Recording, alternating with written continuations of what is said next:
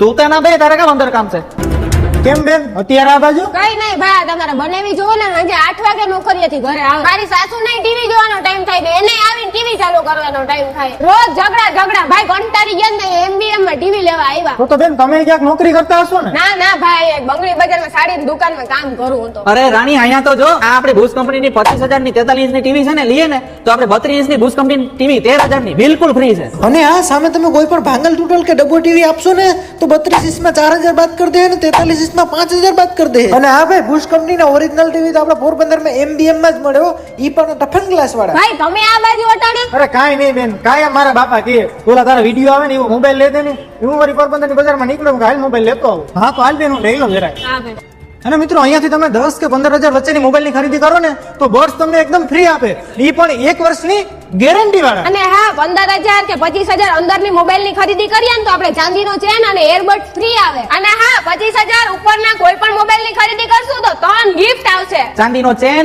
Gold plated કડું અને ચાંદીની વીંટી.